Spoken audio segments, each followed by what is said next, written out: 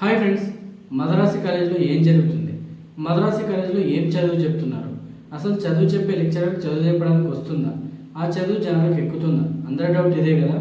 మాట్లాడుకుందాం.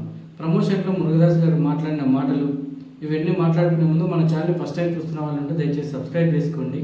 మదరాసి సినిమా విడుదల ఇప్పటికీ 4 రోజులైంది. దీనికంటే కొంచెం వెనుకబడింది ఘాటి సినిమా. బట్ మద్రాసు సినిమాని దాటి లిటిల్ ఆర్ట్స్ సినిమా ముందుకు పోతుంది. అసలు దీంట్లో రీజన్ ఏంటంటే వాళ్ళు ఎప్పటి నుంచో అంటున్నారు, అంటే తమిళ డైరెక్టర్లు సినిమాలు తీస్తే అది లెక్చర్ ఇవ్వడానికో లేకపోతే విజ్ఞానాన్ని పంచిపెట్టడానికి ఇట్లాంటి గొప్ప గొప్ప నానుడి మాటలు చెప్తున్నారు. తెలుగు డైరెక్టర్లు సినిమాలు తీస్తే గాల్లో కార్లు ఎగిరిస్తారు, పెద్ద విషయాలు ఏముండవని ఎప్పటి నుంచో చెప్తున్నారు. బట్ ఈ మద్రాసు చిత్రం ద్వారా వాళ్ళు అందించిన జ్ఞానం ఏడుంది, వాళ్ళు చెప్పిన చదివేడుంది మనం ఒకసారి ఆలోచిస్తే.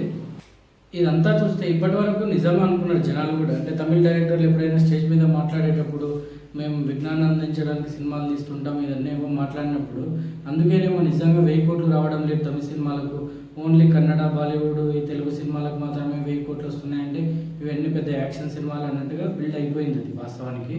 బట్ ఈ మద్రాసు చిత్రం వరకు వచ్చినప్పుడు అసలు మీరు అందించిన జ్ఞానం ఏడుంది?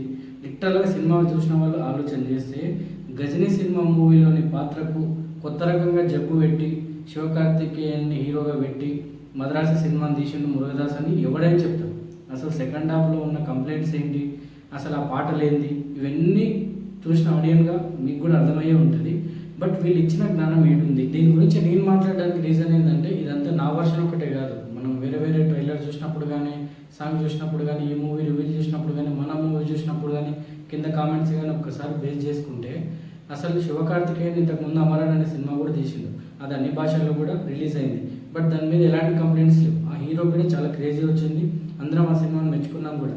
బట్ దాని తర్వాత మద్రాసి అనే సినిమాని మురుగదాస్తో తీసిండు కరెక్టే. కాకపోతే ఇన్ని కంప్లైంట్స్ ఎవరి వల్ల అంటే శివకార్తికేయన్ ఫాల్ట్ అయితే దాదాపు ఉండకపోవచ్చు.